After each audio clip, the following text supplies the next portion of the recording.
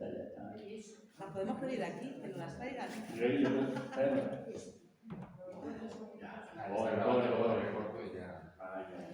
Muchas gracias. Es un cielo. Por eso lo vamos a dejar en el centro. Es el que nos equilibra ahí calladito. Como veis, estoy rodeado de personas muy humildes. Si me dejan aquí jugar con las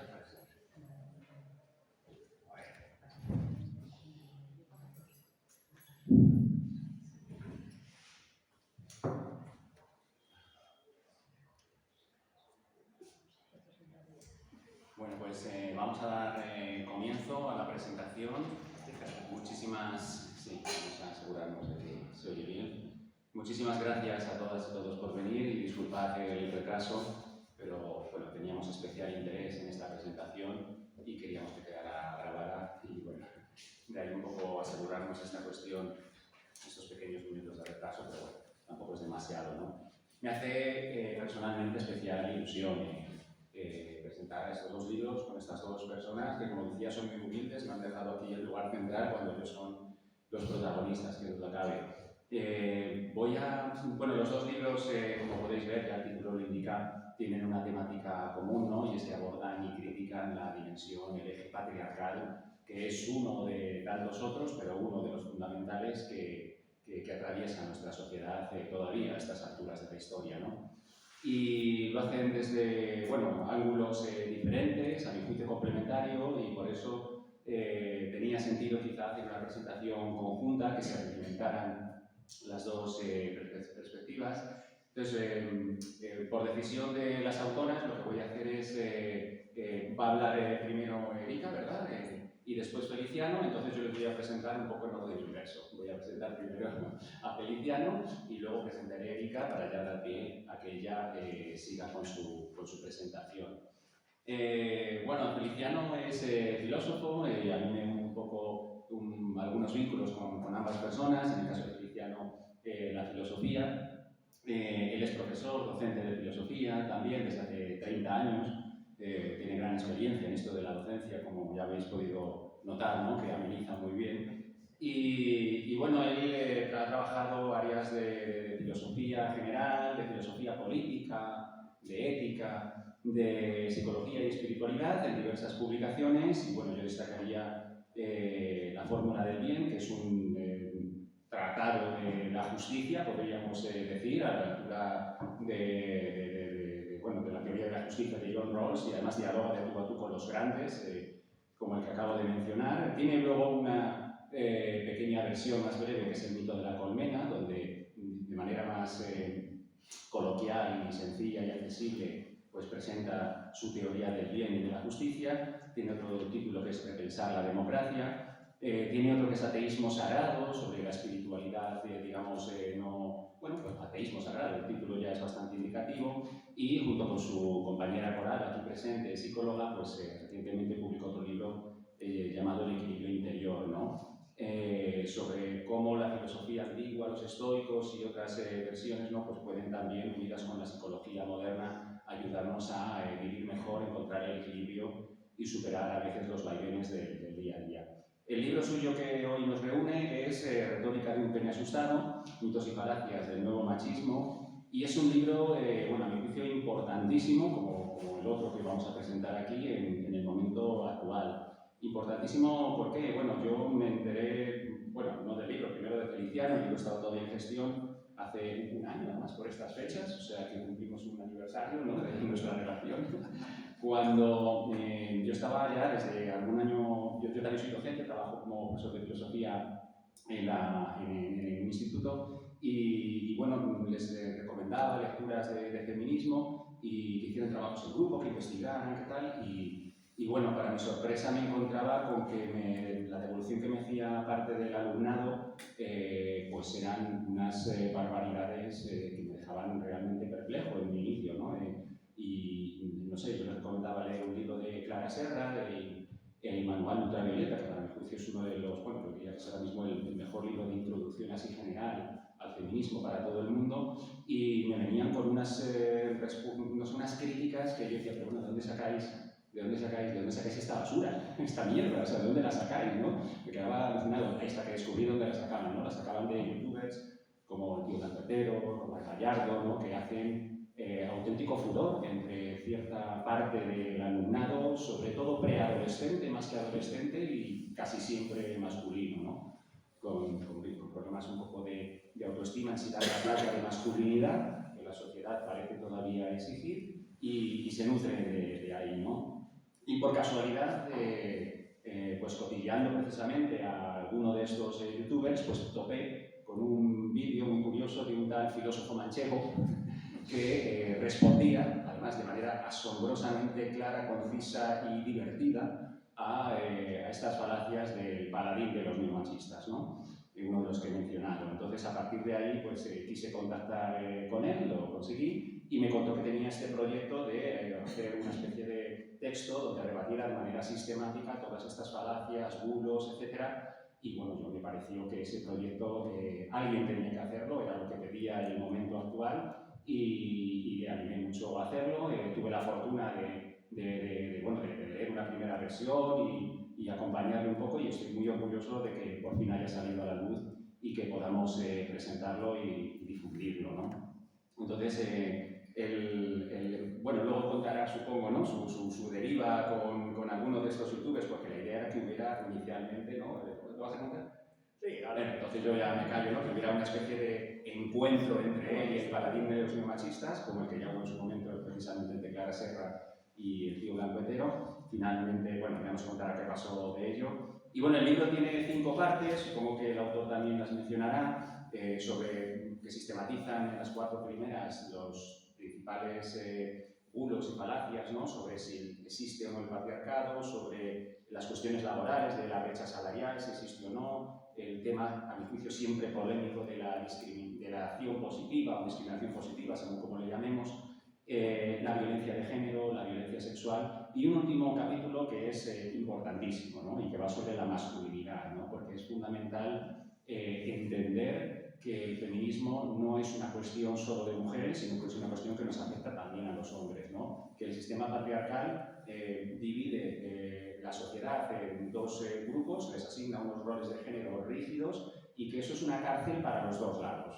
No solamente para las mujeres, que también ocupan una posición subordinada, pero ser hombre, ¿no? Cumplir los mandatos de género masculino en una sociedad patriarcal, pues es también algo bastante empobrecedor y bastante contraproducente y bastante triste y bastante a veces doloroso para los propios varones. Entonces, que haya hecho un capítulo enfatizando esta cuestión me parece muy importante para que los chavales y los hombres en general se den cuenta de que el feminismo es bueno también para ellos, ¿no? Porque es precisamente, creo, a los varones a los que todavía hay sobre todo que convencer, ¿no? Ya sabemos que los partidos de extrema derecha pues, son mayormente votados por el sector masculino, ¿no? Entonces, bueno, esto respecto a Feliciano, y bueno, respecto de Erika, pues la conozco desde hace muchísimo más tiempo, compartimos muchas más cosas.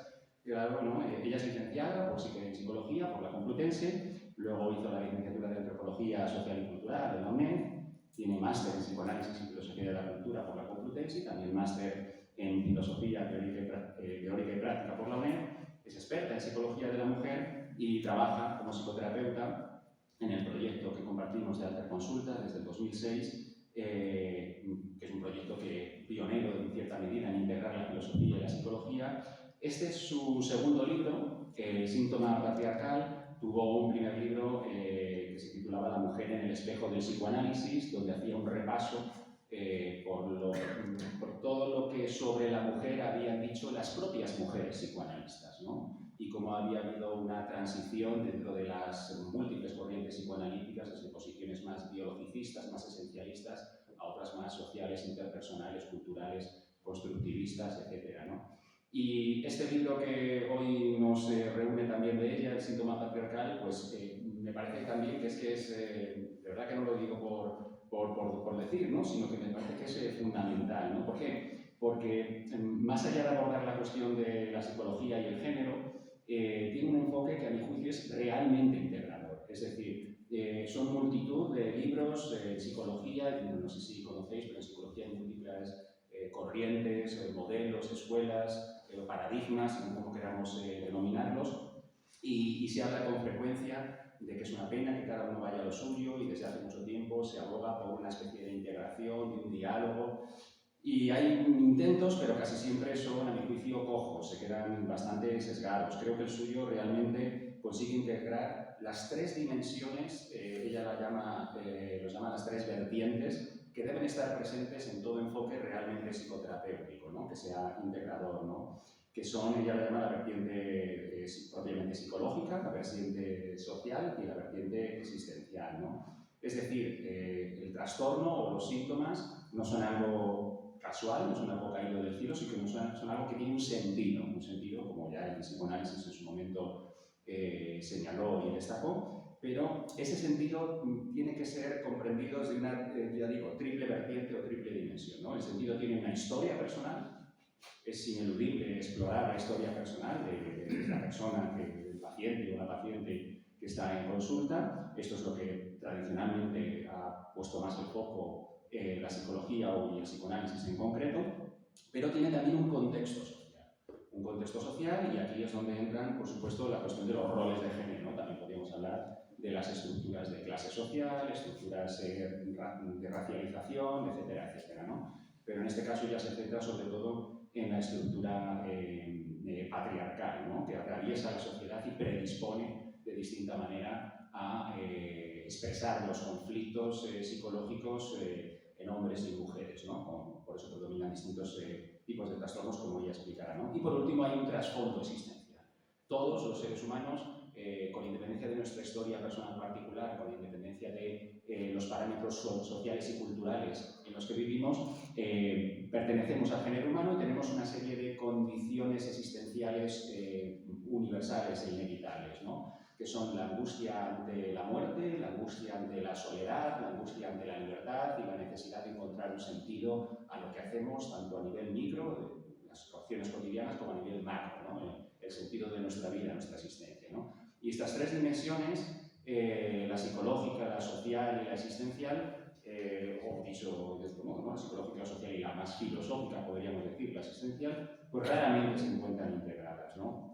Podríamos enumerar, no voy a hacerlo, las distintas corrientes de psicología que ha habido, incluso las críticas, pero, en fin, no sé, quizá algunas de ellas se han aproximado, pero creo que pocas veces se ha visto, habría que hacer un repaso más pormenorizado de algunos autores y tal, incluso en la psicología feminista o el psicoanálisis feminista, que ha tenido en cuenta lo social y tal, se dejaban de lado lo existencial, los antipsiquiatras que sí tenían en cuenta lo existencial y lo social, sin embargo, la cuestión del género no parecían tenerla en cuenta. Entonces, el hecho de que ella tenga en cuenta estas tres vertientes y dentro, además de la vertiente social, ponga el acento en la cuestión de género, me parece que es una novedad que hace de este libro, bueno, un antes y un después hasta cierto punto, ¿no? Así que, sin más, Erika, te dejo la palabra para que ya tú te explayes en esto.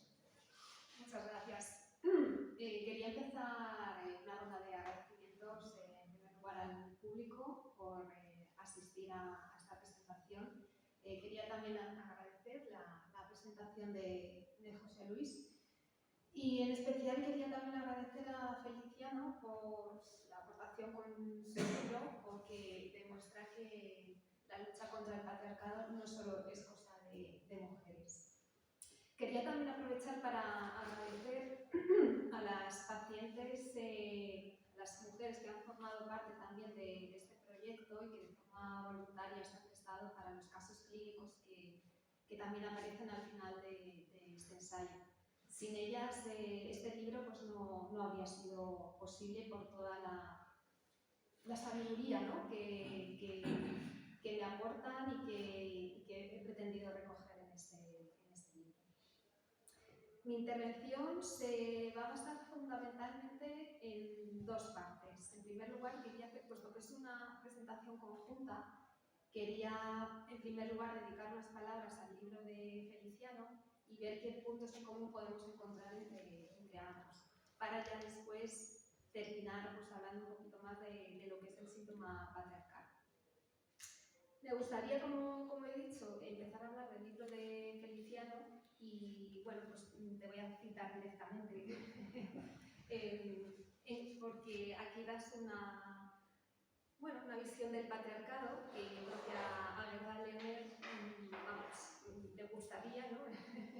escuchar, entonces tus palabras son las siguientes. Dice, hace cosa de un mes, un joven muy enfadado por mi defensa de la existencia del patriarcado me espetó. ¿Pero qué cojones es el patriarcado?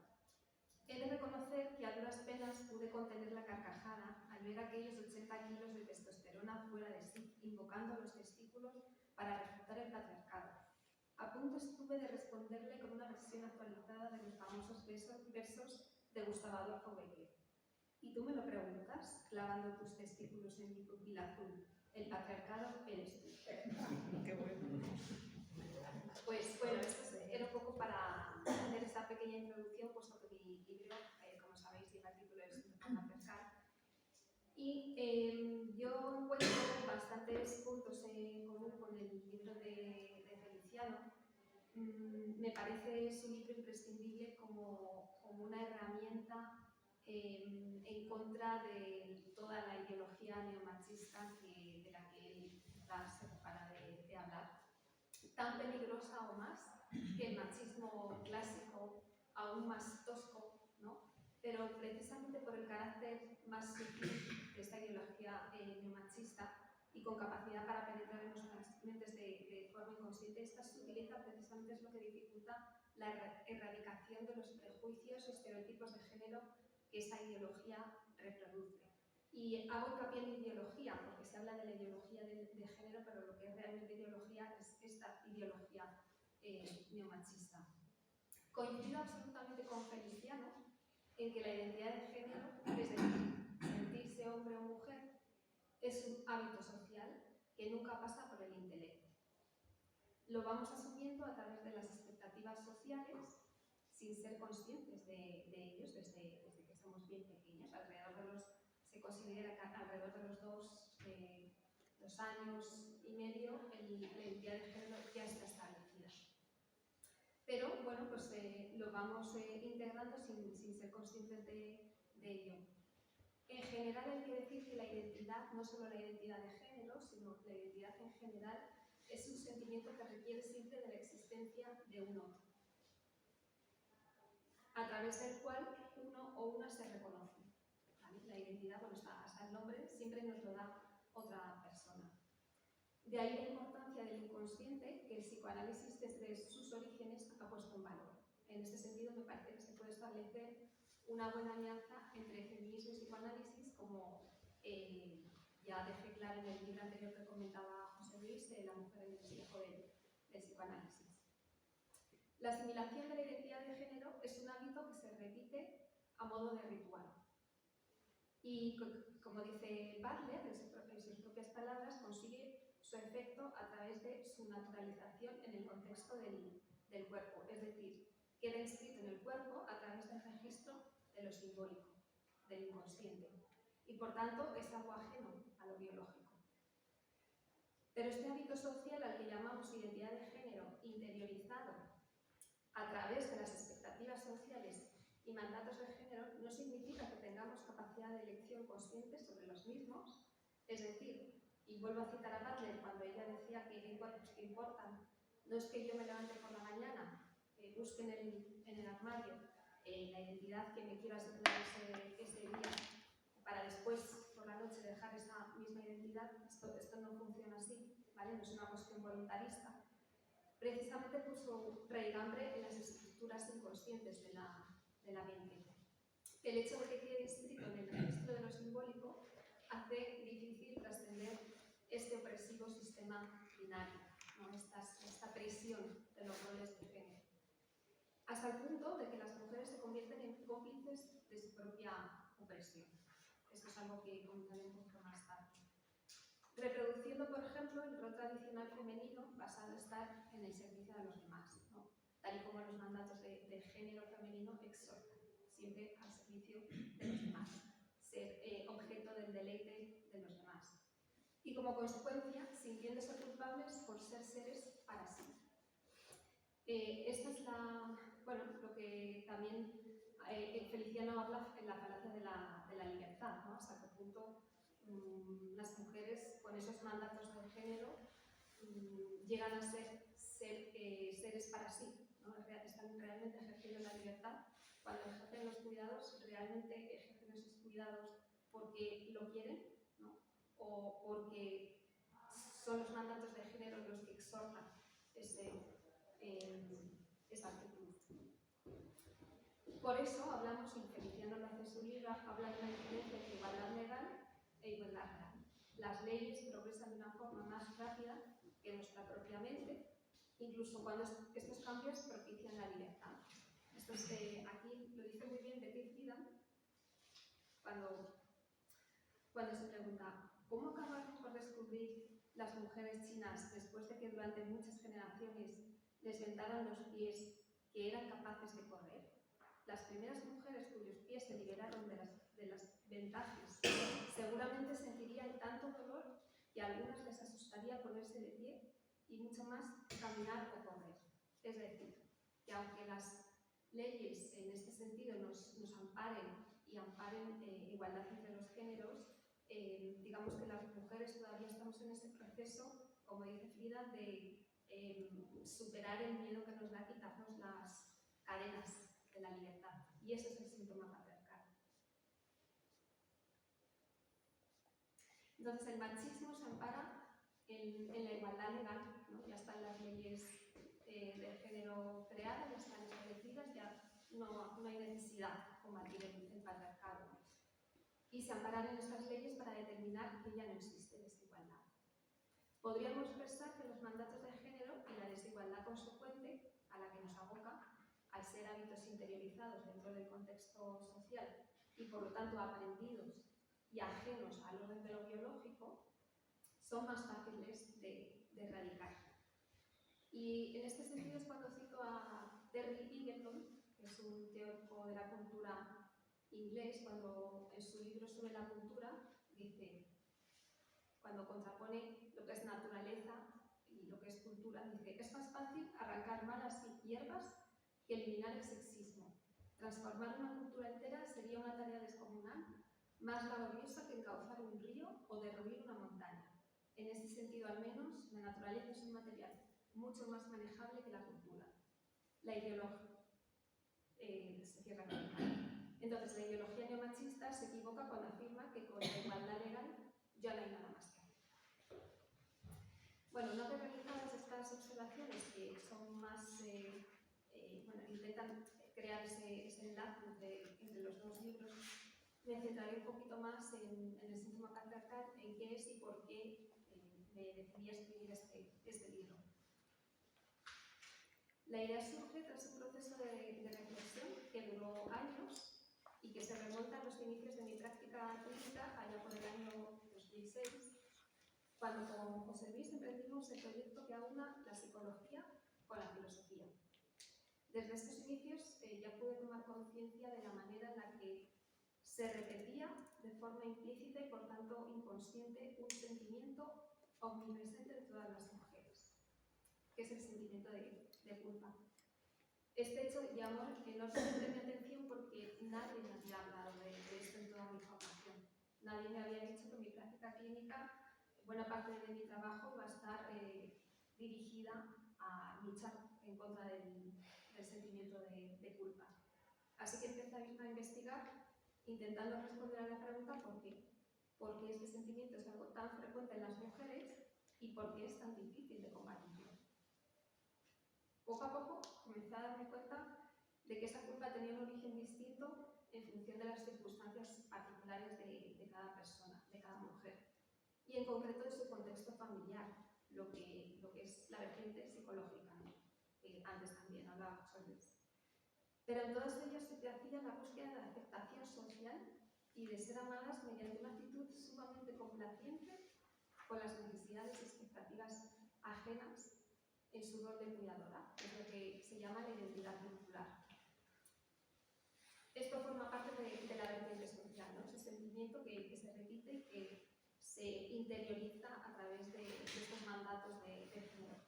Con esta actitud, el yo se anula y queda al servicio de los demás. En mi experiencia clínica, todo esto se concreta muchas veces en frases como siento que no soy dueña de mi propia vida, que no tengo nada propio, siento que no existo, siento que no tengo identidad, siento que vivo mi vida en tercera persona. Estas son frases que a menudo se oyen en la clínica, ¿no? Entonces, frente a este ser para los otros o identidad vincular, surge una necesidad de autoafirmación porque dentro de este contexto social y económico se contraponen dos fuerzas. Una tendencia capitalista que impele a ser competitiva, resolutiva, autónoma, fuerte, frente a un sistema patriarcal que exhorta a ser cuidadora, complaciente, sumisa, obediente, etc. Esos valores están en pugna y eso es precisamente el síntoma patriarcal. Si me doy, que muchas veces se concreta también en esta problemática, en este dilema, ¿no? Si me doy a mí, soy egoísta, pero si soy para los otros, me traiciono a mí misma. Constantemente se repiten estos conflictos. En realidad, el síntoma patriarcal es una buena noticia porque supone un intento de superar viejos patrones sin llegar a adquirir una nueva identidad. Este conflicto se manifiesta en toda relación humana y por tanto afecta también a las relaciones sexuales. Si la configuración de la mujer es para estar al servicio del otro en el sexo, esto también es así en cuanto hace que se equipare el sexo con sometimiento. Entonces, muchas veces, especialmente las mujeres que empiezan a tener una conciencia feminista, rechazan el sexo porque digamos que las colocan en una posición de masoquismo y de sumisión, ¿vale? Y esto a menudo es un trastorno, ¿no? en el contexto sexual que se reproduce, ¿no? Que se repite muchas veces. Puesto que el rol de cuidadora induce a gratificar y estar al servicio del otro, el encuentro sexual se convierte también en un espacio de sometimiento del que al mismo tiempo quieren escapar sin apropiarse finalmente de su propio deseo, porque el conflicto es con su propio deseo. Esta dialéctica entre el ser para sí y el ser para los otros es fruto del contexto social. Se interioriza a través de la socialización, siendo la familia uno de los principales agentes en este sentido que contribuyen a transmitir estos valores. De ahí la relación entre la vertiente social y psicológica que nos permite explicar no solo el malestar psicológico de las mujeres, sino cualquier tipo de desorden psicológico, detrás del cual siempre subyacen factores sociales. Pero frente a esta vertiente social y psicológica surge una tercera, la vertiente existencial, que es clave para entender por qué las mujeres somos cómplices de nuestra propia opresión. Y esta vertiente existencial, me referiré a uno de los 4 temores básicos fundamentales que ya José Luis hacía mención, que son el miedo a la muerte, a la soledad, a la falta de un proyecto vital y a la libertad. Es este último en el que me baso para explicar que a pesar de que los mandatos de género nos oprimen, nos asfixian, surge angustia por intentar dejarlos atrás. A pesar de todo, estos mandatos de género nos permiten transitar por la vida, ¿no? Hacerla más manejable. Los mandatos de las identidades de género son un soporte vital sobre el que sostener nuestra existencia vacua. Y digo vacua porque no somos esencia, no hay una esencia, no hay una naturaleza que nos preceda, sino que somos existencia. El ser, diría Sartre, es lo que no es y no es lo que es. El ser se define por sus posibilidades, no por sus propiedades, como diría Heidegger. Y como diría más concretamente Simone de Beauvoir, referente al ser pero atravesado por el género, la mujer no nace sino se hace. Sino se hace. La feminidad, dicho de otra manera, no es ni una esencia ni una naturaleza, sino una situación. Este vacío que somos, esta nada sobre la que gravita nuestra existencia, nos sume en angustia. Cuando somos conscientes de ese vacío, porque ese vacío nos aboca a la libertad, que no es más que responsabilidad, ella nos sume en indecisión y en un no hacer. Para terminar, me gustaría acabar mi intervención haciendo un llamamiento a la revisión y cuestionamiento de estos mandatos de género que nos hacen enfermar de manera diferencial a mujeres y a hombres. Y que interiorizamos y reproducimos sin darnos cuenta de ellos, ¿no? que cuando hablamos, por ejemplo, de una mujer que se sacrifica por su familia y que sufre por ello, ¿no? y que cuida sufriendo, en realidad no estamos hablando de bondad, sino de sumisión. Por ejemplo, ¿no? La mayor parte de los trastornos psicológicos, es cierto que no todos, están atravesados por mandatos de género. El patriarcado no solo afecta a las mujeres, generando un conflicto con su propio deseo, sino también a los hombres, generándoles conflictos con sus propias emociones y sentimientos. Las mujeres vienen a consulta demandando: enséñame a reconocer mi deseo. ¿Qué quiero? ¿Cuál es mi deseo? Y ser dueña de mi vida. Los hombres vienen pidiendo: enséñame a sentir para ser el dueño de mi vida. Muchas gracias.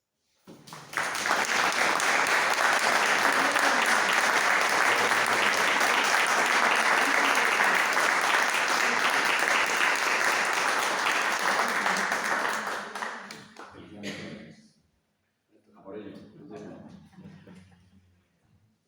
Pues nada, buenas a todas y a todos. Ya después de ese inicio que hemos tenido, de ese prólogo anterior, pues yo creo que ya no tengo mucho que decir de mí mismo, sino del tema en el que estamos. Y lo primero, pues tengo que agradecer, siempre se empieza con agradecimientos, pero me parece que es más que un ritual, ¿no? Es un sentimiento, ¿no? Pero bueno, tengo a José Luis, que es demasiado, bueno, ha demostrado lo generoso que es una de las personas que agradezco haber encontrado, que el patriarcado, la lucha contra el patriarcado me ha hecho conocer, unidos por el patriarcado, unidos contra el patriarcado, una persona por la que siento una enorme admiración y que cuando tenía el libro hecho hizo una revisión técnica, filosófica, detallada, que demuestra, ya digo, una vez más su generosidad, y con su lucidez pues me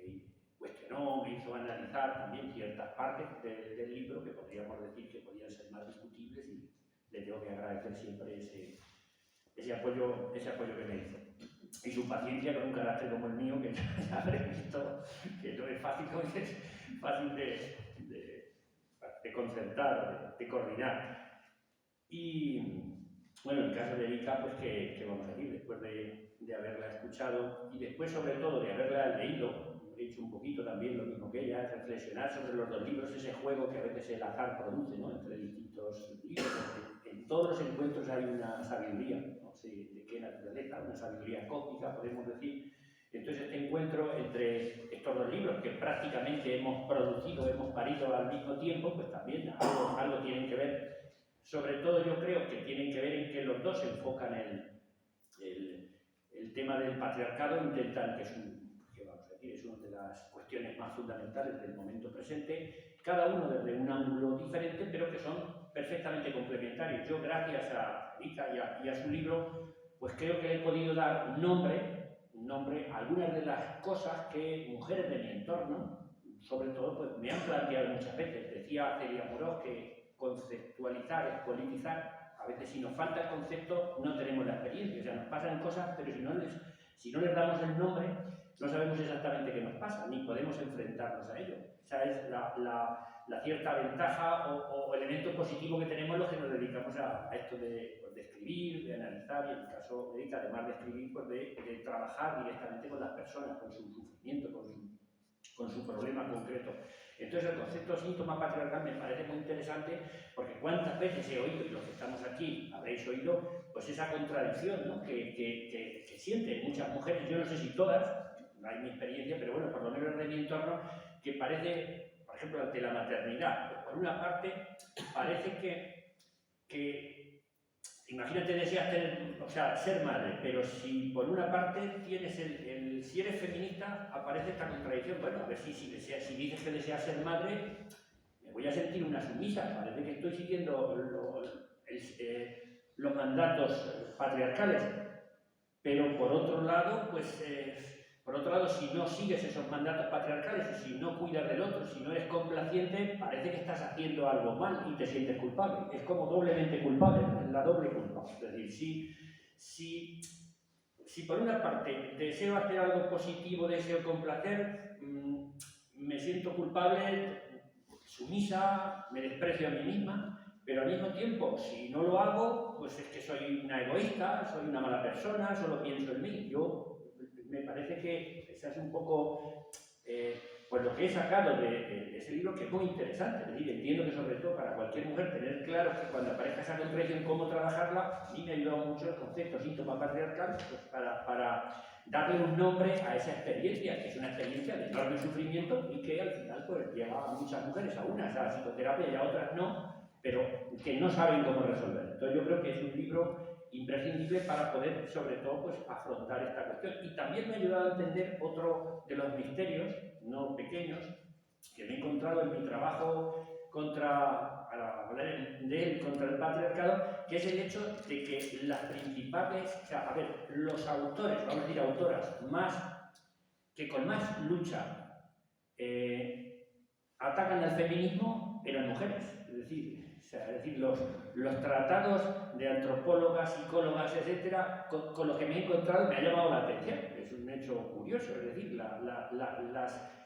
críticas más feroces y a veces sutiles, también hay que reconocer, sutiles en sus argumentaciones contra el feminismo, lo que ya dicen cierto feminismo hegemónico, luego le ponen tal, son mujeres. Eso también me llama la atención. Como digamos en el bando, no quiero hablar de bando, pero un poco, vamos a decir, en el bando patriarcal, a veces algunas de sus militantes más poderosas son mujeres. Lo digo porque es un dato interesante de analizar. Y yo creo que también el libro de Erika puede dar una explicación un poco a esa cuestión, como de alguna manera también hay una cierta seguridad en seguir los mandatos de género. Es decir, formar parte de esos mandatos de género te da como un lugar en el mundo, te aclara cuál es tu posición. Y en ese sentido, pues entiendo que las mujeres que quieren, vamos a decir, con conciencia feminista, pues tienen esa contradicción que hemos dicho antes, el síntoma patriarcal.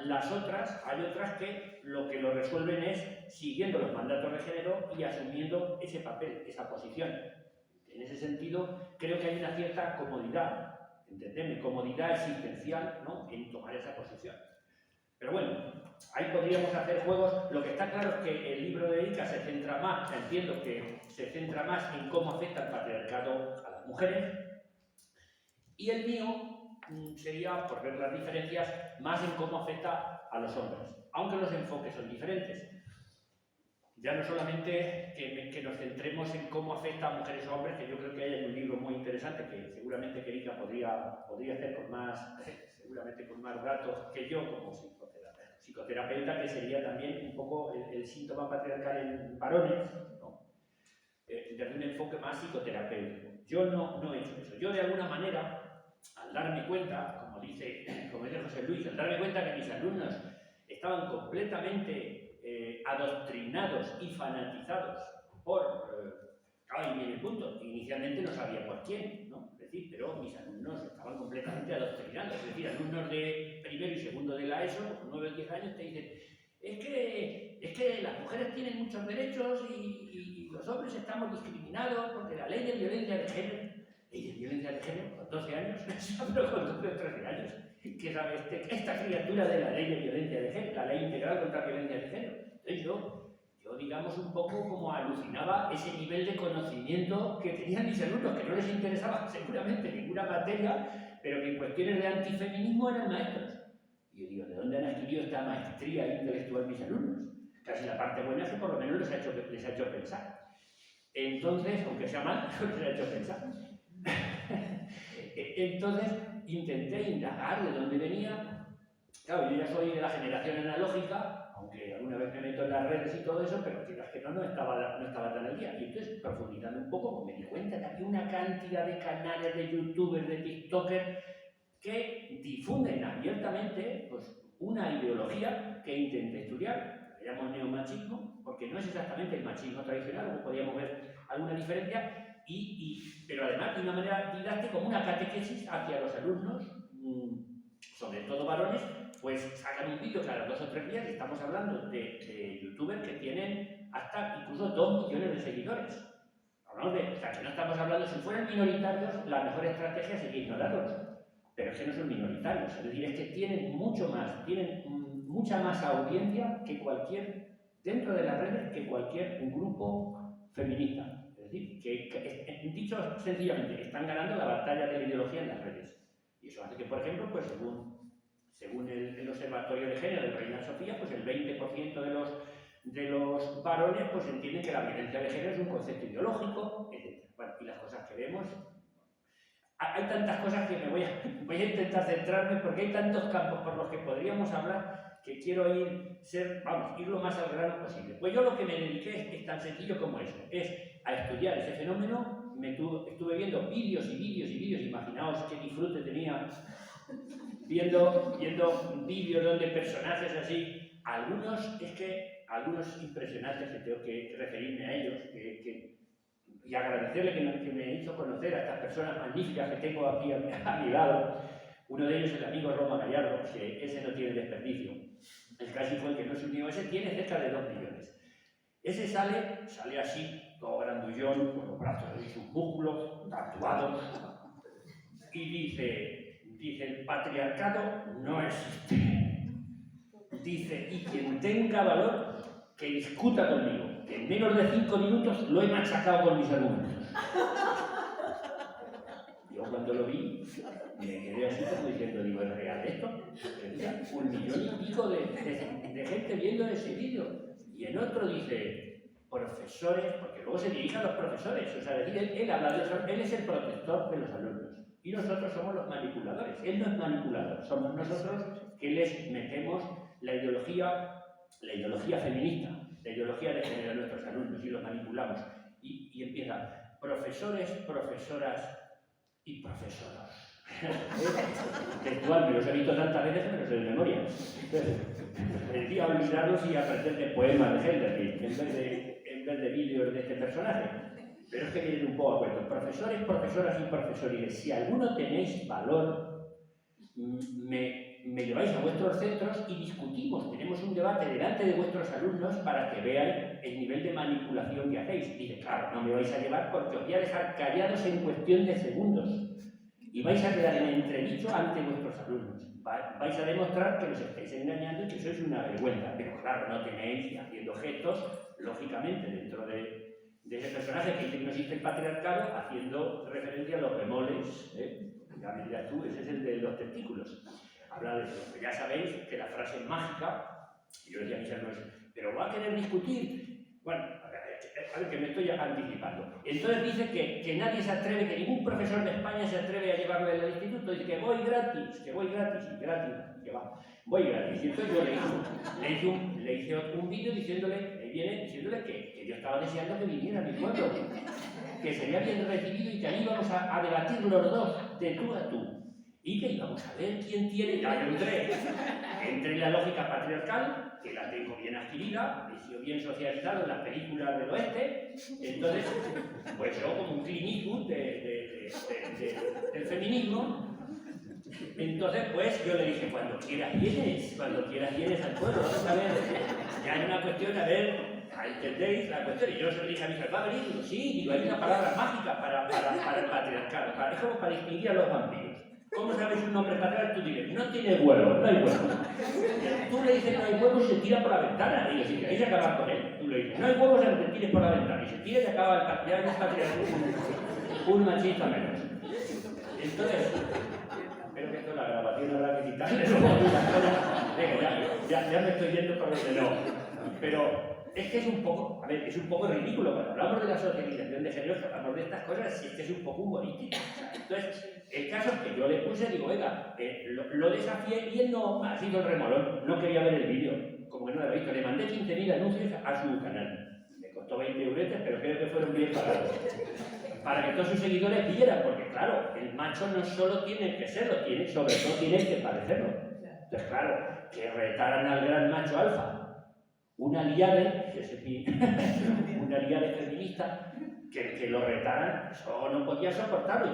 Yo ya digo, aceptando su provocación, que fue el que, total, que al final. Y un alumno mío, que era de su secta, que son como una secta, es una secta enorme, sus seguidores actúan como una secta, y de hecho a mí es que me insultaban 100 personas cada día diferentes. Cada día. Yo lo leía con mucho esfuerzo. ¿Por las redes? Sí, por las redes en comentarios, además de que todo, o sea, es decir, él ya me señaló y me puso, me dedicó 5 o 6 vídeos a hablarme mal.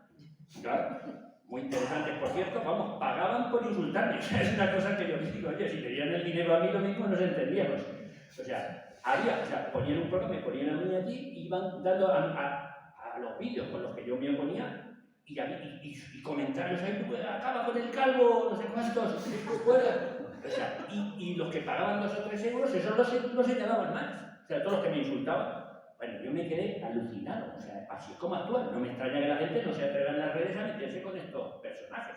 Bueno, pues uno de sus seguidores, alumnos míos, le mandó en privado y le dijo, hombre, Roma, y le cogió el teléfono. O sea, bueno, y tuvieron una conversación que la tengo yo en mi bolsillo guardada, porque me la dio luego el alumno, y le decía, ¿qué pasa? Roma, ¿no te atreves, tanto que decías que ibas a venir a los centros a protegernos, cómo no vienes a enfrentarte a mi profesor? ¿Tienes miedo? ¡Ah, qué palomilla! ¡Qué palomilla para el macho alfa! ¿Tienes miedo? Y él, por supuesto, ¡yo miedo! Bueno, es que no puedo ponerla, pero sería un terreno. Os iréis a pasar un rato estupendo.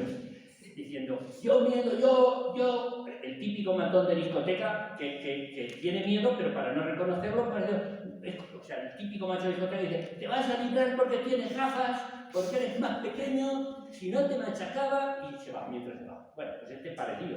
Si tu profesor, bueno, si ya has querido a tu profesor, yo acabaría con él. Unas fantasmadas, pero que no vino. Y entonces ya le dediqué, con eso termino esta anécdota. Era una anécdota que me estoy enrollando mucho, pero para conocer cómo funciona este personaje, le hice un vídeo que se titulaba, en vez de Roma Gallardo, Roma Gallinardo. Y entonces puse una gallina con su cabeza, aprendía dentro de que no se me dan bien las redes, en buena edición, y ponía una gallina bailando con su cabecilla. Digo, vamos a tocarle la moral al macho alfa otro poquito más. A ver si se atreve a discutir cara a cara conmigo. Es que lo de gallina y los huevos... Claro, hombre, a ver, eso es lo más. Decirle gallinardo eso es lo peor. Bueno, no se le puede decir algo peor, pero que al final no vino. Entonces, y yo no ha servido de mucho porque él tiene más o menos 2 millones de seguidores, yo tengo 997. Y no vamos a decir que ha quedado en vergüenza porque no hay mucha gente que la ha conocido, pero por lo menos todos mis alumnos y algunos más pues han dicho, mira por dónde están. O sea, parece que tiene su importancia. Mis alumnos han de pronto depositado una confianza en mí, porque como ven es decir, se identifican con él, a ser un personaje aparentemente tan poderoso, tan sabio, tan inteligente, tan desafiante, todos esos rasgos de un patriarcado ya casposo y antiguo, y un poco pues, psicópata también. Y psicópata, lo toman de él, o sea, es decir, lo cogen de él y vamos, es el Dios. Entonces, haber puesto al Dios en su sitio es una de mis pequeñas hazañas que me tengo que enorgullecer. Ya digo, caí tan bajo como que éramos de macho a macho, una cosa tremenda. O sea, yo era vergonzoso. Él no sentía vergüenza, yo sí, pero tuve que entrar. Pero bueno, yendo ya más allá de la anécdota, o sea, lo bueno que tiene es que hay tantos puntos ahí en el libro que puedo no decirlos, lo cual podemos acortar esto y que seáis vosotros los que ahora deis alguna opinión. Yo lo que he hecho, ya digo, es ir cogiendo los tópicos, esos tópicos que en cualquier, ahora que se acerca ya la Navidad, pues en la noche vieja o en los cumpleaños, hay un momento en que los hombres a veces se quedan solos y aprovechamos para decir, pues es que las mujeres ahora, ojo tal, es que si una quiere, pues enseguida dice que la has violado, otra vez te quita y ya no puedes ver a tus hijos, es decir, hay una serie de tópicos figuras, falacias que se están generalizando y que representan el neomachismo. El neomachismo ya no es como el antiguo machismo, que tranquilamente reconocía la superioridad del hombre sobre la mujer. Eso ya no es así, justificándolo en la religión, en la filosofía, en la ciencia. El nuevo machismo es negacionista, ¿no? Lo que dice es que no hay violencia de género, no existe el patriarcado, de alguna manera pues ya vivimos en una sociedad igualitaria y por tanto todas las políticas que hace el Estado, todas las leyes que se hacen para erradicar el patriarcado solo son para darle privilegios a las mujeres y para perjudicarnos a los hombres. Digamos que sería, simplificando mucho, sería un machismo negacionista, es decir, ya no existe el patriarcado, y victimista, es decir, ahora somos los hombres los que estamos discriminados por las leyes de igualdad. Simplificando, pero tengo que simplificar porque si no, si me enrollo, estamos aquí hasta mañana. Entonces, esa sería la base. Y bien, el tema de retórica del pene asustado, ya digo que lo de retórica es más importante en este caso que pene asustado. Es curioso también como yo creo que los varones estamos interpretando este momento histórico. Es un momento histórico de crisis, de cambio, de transformación. Y es normal que tengamos miedo y no se está hundiendo un sistema, el sistema patriarcal, se está hundiendo, que por lo menos daba una seguridad, cada uno tenía sus roles de género establecidos, y ahora, al no existir esos roles, tenemos que reinventarnos. Y claro, es complicado. Hay que entender una parte de comprensión a que sea un momento donde los hombres y las mujeres pues estamos preocupados, a veces angustiados sin saber qué camino tomar, ¿no? Entonces, en el caso de las mujeres, pues a lo mejor aparece ese elemento de contradicción que puede llevar a depresión, ansiedad, etc. Y en los hombres, cuando tenemos miedo, normalmente nos ponemos violentos. Es decir, en el varón un poco el miedo, como no podemos admitir que tenemos miedo, tendemos a reaccionar con violencia para controlar la situación. Entonces yo creo que eso explica la cantidad de violencia que hay en las redes sociales, que es una violencia misógina, pero muy potente, o sea, una misoginia salvaje y sin muchos tabúes. Lo que pasa es que esa misoginia, ese odio que hay en la manosfera, en las redes sociales, luego hay ciertos intelectuales que le intentan dar contenido, ¿no? O sea, está el odio hacia la mujer, hacia el feminismo, luego aparecen intelectuales que le dan contenido y luego partidos políticos que convierten ese odio en poder político.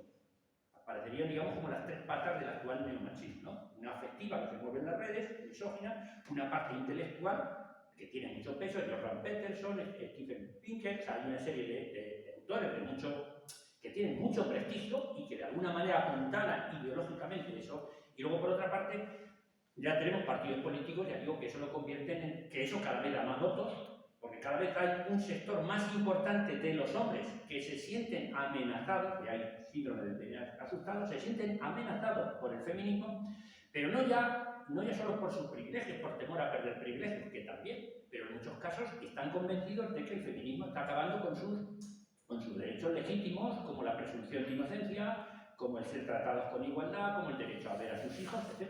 Entonces, digamos que tenemos un colectivo de los hombres verdaderamente asustado y emparanoiado. Y eso lo vuelve un colectivo especialmente peligroso. Desde mi punto de vista, creo que habría que decir peligroso. Entonces, ¿qué intenta hacer con el libro? Hacer un estudio de los razonamientos o argumentos que ellos van dando e intentar desmontarlo en base a datos reales, a datos concretos y ver el tipo de falacias, que a veces son muy sutiles, que utilizan para, digamos, justificar esa impugnación general al feminismo. Entonces yo he intentado hacer eso y sobre todo también con un objetivo que es tranquilizarlos. ¿Vale? Tranquilizar un poco a los hombres, es decir, entiendo que en base a los datos objetivos no tenemos motivos para sentirnos también paranoiados por el feminismo. No solo eso, sino que el feminismo nos está abriendo la posibilidad para construir nuevas formas de masculinidad distintas a las que nos han educado. Es decir, que en vez de ver el feminismo como una amenaza, podemos verlo como una oportunidad para iniciar un proceso de autotransformación y de recuperación de nosotros mismos. Porque el feminismo, el machismo y el patriarcado, parte de la tesis del libro, ha hecho sobre todo daño a las mujeres, pero también nos ha hecho daño a los hombres. Yo creo que es muy interesante también esa vía, no solo la vía de la culpabilización, ¿no? Y de que ser hombre es ser culpable, digo que ya es el feminismo, pero a veces un poco parece que se filtra ser hombre es ser culpable. No, en el caso del hombre hay una parte también de víctima, que esa sería una cuestión por la que podríamos analizar, ¿no? En qué medida pues, tenemos que ser fuertes, no tenemos que mostrarnos jamás vulnerables, tenemos que quedarnos encima de los demás, tenemos que arriesgarnos innecesariamente, tenemos que en un momento dado que utilizar la violencia si no hay otra manera de ejercer el control, no tenemos que pedir ayuda. No me digáis que toda esa retahíla de mensajes, lo que al final acaban en individuos completamente frágiles, con reacciones autodestructivas y destructivas, que somos un factor de riesgo pues, en adicciones, en asesinatos, en suicidios, en fracaso escolar. Es decir, que al final también los varones estamos pagando un alto precio por mantener el patriarcado, de alguna manera. Ya digo, ya a lo mejor podemos dejar, para ya no enrollarme, lo que serían los mantras principales. Hay muchos, yo ahí tenía escritos algunos. Pues por ejemplo dice, pues no existe, solo los enuncio. Y luego si queréis, pues en el debate, me centro en algunos. Por ejemplo, pues uno de ellos, el patriarcado no existe porque ya vivimos en la Constitución del 78 garantiza la igualdad. Por ejemplo, ese es uno de los que dice, no existe el patriarcado. Otro, no hay brecha salarial. Y brecha salarial de género, y si la hay, no es discriminatoria. En el fondo, las mujeres deciden, o sea, el techo de cristal es un problema estructural, sino que las propias mujeres son las que libremente pues, deciden estar más tiempo con sus hijos, deciden dedicarse más a la familia, es que así ellas se realizan más. Digamos que, no digo que esa es un poco otra, por ejemplo, hay una epidemia de denuncias falsas. Vamos a ver, cada hombre, no hay grupo, no me he encontrado un grupo donde no haya 5 o 6 personas que digan, yo conozco a uno que su mujer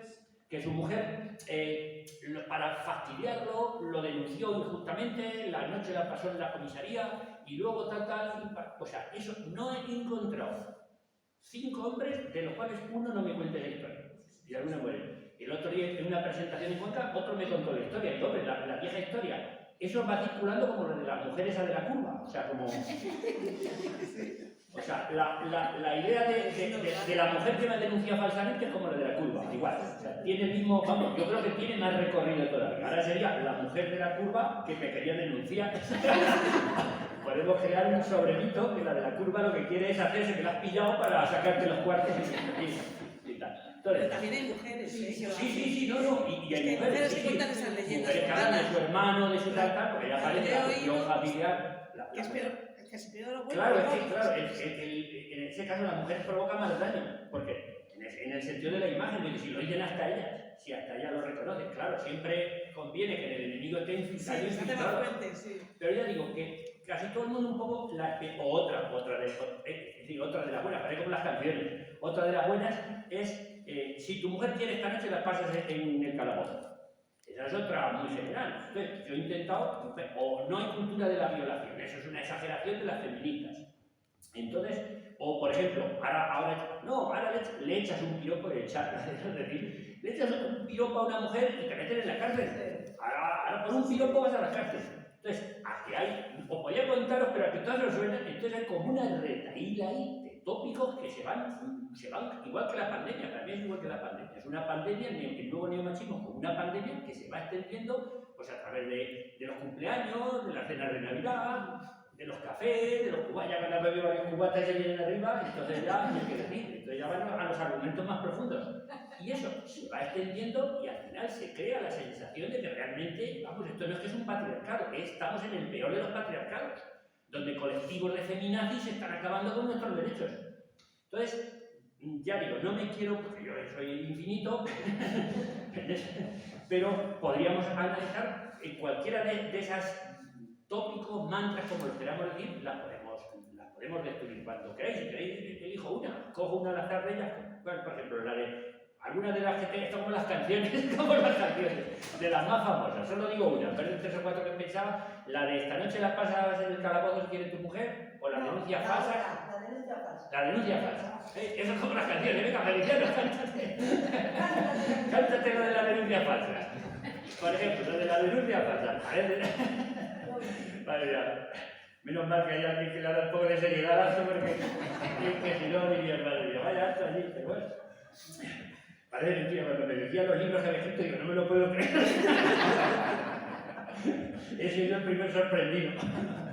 Pero bueno, me puede más mi instinto, yo creo, de payaso que mi instinto filosófico. Pero bueno, perdonad, esto tiene que haber. Espero no quitarle serio. Vamos a cántate esa de la denuncia falsa. Bueno, pues está claro que la idea es como que hay una epidemia de denuncias falsas. Prácticamente toda mujer está esperando de manera perversa y maliciosa encontrar la manera de denunciar a su pareja y hundirla, ¿no? A su pareja y sin ser su pareja. Entonces, eso es un mito que se tiene, la mujer perversa, la mujer malvada, que eso existió en la historia, ese mito, y adquirió pues, nuevo contenido. Entonces, sin embargo, los datos no dicen eso. Tú vas a la memoria de la Fiscalía, por ejemplo, en 2022, 2023, y te dicen que como mucho hay el 0,01%, 0,01% de denuncias falsas. Es decir, es insignificante, es decir, es de los delitos con menos denuncias falsas. Entonces dices, vamos a ver, ¿cómo puede ser que cada 5 personas me cuente la historia de una denuncia falsa y sin embargo tú vas a los datos y prácticamente pues a lo mejor hay 60 denuncias falsas sobre que cada año a lo mejor se ponen unas 180.000 denuncias. Cada año es unas 180.000 denuncias por violencia.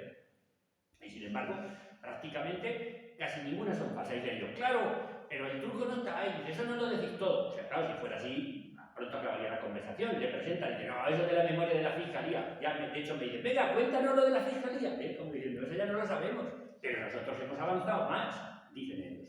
Entonces, te dicen, eso pasa porque están en los sobreseimientos y los archivos, es decir, de esas denuncias, de esas 180.000 denuncias, pues prácticamente solo el 20% acaban en condenas, el resto no. Y entonces, claro, en ese 80% ahí es donde están las falsas, claro, ya han metido. Claro, pues yo le digo, pero eso no es legítimo interpretar que cuando no hay una condena se trate de denuncia falsa, no es lo mismo, ¿no? Denuncia falsa es cuando hay una intención de mentir y es evidente que hay una mentira, y en ese caso es un delito que está contemplado de 0 hasta 2 años de castigo, de cárcel, hasta 2 años de cárcel. Pero claro, es que los sobreseimientos y los archivos no es por eso. La mayoría de los sobreseimientos y los archivos, que después de alguna manera considera que no hay base para la denuncia, se deben a que la mayor parte de los actos de violencia de género, incluso de violencia sexual, se dan en la intimidad, donde no hay testigos. Entonces, la palabra de la mujer no es suficiente para destruir la presunción de inocencia del hombre. Entonces, ¿qué es otro de los mitos? Que dicen, no, es que nuestra presunción de inocencia está en peligro. Y yo le decía al Gallardo, ¿cómo puedes decir eso? ¿Cómo puedes decir eso si el 80% de las denuncias acaban en nada? Si no hubiera presunción de inocencia, el 100% de las denuncias acabarían en condena. O sea, quiero deciros que fijaos con los mismos datos, pues ellos no, ese 80% lo interpretan que son falsas, el 80% que son falsas. Claro, tantas hay, entonces sí cuadran los números. Digo, es más, no es que están muy incentivadas, porque dan le dan una renta básica a la mujer de 450 euros, y a mí ya tú los millones. Es decir, es que están muy incentivadas la denuncia falsa. Digo, es que están más incentivadas el no denunciar, está más incentivado que el denunciar, porque tienes que tener en cuenta que las mujeres se enfrentan a veces no denuncian por temor a represalias, hacia ella, hacia sus hijos. Por dependencia emocional. Muchas mujeres retiran la denuncia por dependencia emocional, no quieren problemas, le dan otra oportunidad, porque sienten vergüenza social, la sensación de decir que has fracasado tu matrimonio, porque al final, por lo que decíamos, tú eres la culpable, que no has sabido mantener unida la familia, ¿eh? O sea que al final la mujer también parece que ella es la responsable. Y entonces todas esas razones hacen que la mujer no es que denuncie falsamente, es que no denuncia más que el 25% de las agresiones se denuncian. O sea, fijaros que es curioso, al final no es que se denuncie mucho, se denuncia demasiado poco, como demuestran las distintas macroencuestas, las encuestas que hace se hacen a nivel nacional, el Ministerio de Igualdad, como a nivel europeo. Siempre dicen que normalmente se denuncia en torno a un 25%. En el caso de violencia sexual, del 5 al 10%. O sea, es decir, que la mujer no... O sea, fijaros la imagen de la mujer que está deseando cualquier oportunidad para denunciarlo falsamente. Y tenemos que en la realidad solo se denuncia el 25%. Y es más, hay un dato que lo corrobora también, que es el hecho de que todos los años, cuando se hacen estadísticas de mujeres asesinadas, prácticamente en torno al 25% no habían denunciado nunca. O sea, que es que hasta incluso en los casos más graves de mujeres maltratadas y asesinadas tampoco denuncian. Y ya para dar un dato más y cerrar esta canción, la canción de las mujeres señaladas, es que hay un dato que no se tiene en cuenta y que seguramente, no sé si lo habréis tenido en cuenta los que estéis aquí, que sé que a lo mejor sí que estáis a favor en principio de este planteamiento. Es el siguiente, es decir, hablamos de que la mujer parece que es la mujer mentirosa, pero el hombre no es mentiroso, la mujer es mentirosa. Y yo pregunto lo siguiente, ¿cuántos hombres que han sido acusados dicen la verdad si pueden evitar decirla? ¿Me explico? El 100%. Claro, pero yo lo entiendo, no por ser hombres. Es decir, tú ahora mismo a mí me denuncia mi pareja por agresión psicológica. Oh, es que me ha insultado, me ha dicho que soy una guarra, que soy un tal... O sea, imaginaos que yo lo haya dicho. Mi abogado, ¿qué me va a decir? Que yo lo reconozca si no hay ningún testigo. Me va a decir el abogado, tú dilo, cuéntalo a mí, Feliciano, sé bueno. O sea, tú cuenta, expresa tus sentimientos y reconoce lo que has dicho. Lo normal es que el abogado me diga, ¿tú qué puede demostrar ella? ¿Qué puede demostrar? Claro, si hay una agresión física, esa la puede demostrar. Ya dirá él que es una masoca, se pega a sí misma para luego echarme las culpas. Es tan mala que eso ya lo he visto. No, si se arañaba ella misma. Que no digo que no existan casos, tendría que haber empezado por ahí. No digo que no puedan existir casos, o sea, el feminismo no dice que las mujeres sean ángeles. Lo que estoy diciendo es que los datos no dan para eso. Ya me estoy... Bueno, bien, no, lo último que quería decir, el caso es que, el tema es que las mujeres, si denuncian o no falsamente, lo que está claro es que en atención a los datos, al final su denuncia se queda en nada. Si en el caso de ser falsa, está generando un daño a la reputación del hombre que es imperdonable, ¿vale? Cuando es falsa. No vamos a decir las cosas como son, eso está fatal. Pero lo que nadie dice es que probablemente en el 80% de las absoluciones puede haber una estrategia de defensa que utiliza la mentira para quedar impune. Y esa no se dice. ¿Y cuál es la diferencia? Pues que mentir en el caso de la víctima es un delito, pero mentir en el caso del agresor es un derecho. El derecho a no declarar contra ti mismo. Y sin embargo, esta asimetría nunca se dice. Ya me canso. Muchas gracias.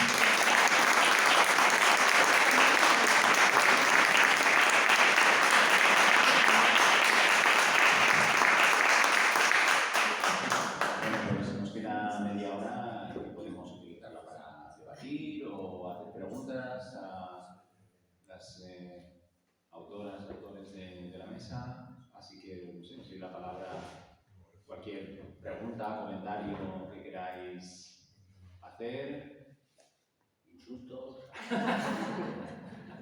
No, si no, sí, uno por ahí. No sé si a lo mejor conviene, sí, las dos palabras. Bueno, claro, si a lo mejor alguien, venga, me voy a bajar y nos acercamos aquí y utilizamos el micrófono, ¿es posible? Si a lo mejor se oye incluso. Bueno, sí, levanta bien la voz para que se quede. Es que si no se le ponemos altavoces, no sé si se va a quedar. Respecto del patriarcado, yo quería decir que, a ver si me sé explicar, que es una situación que existe en todo el mundo y que quizás solo en la zona, o lo que decimos la parte occidental, que es nada más que Europa, Estados Unidos, Canadá, Nueva Zelanda y Australia. No hay más.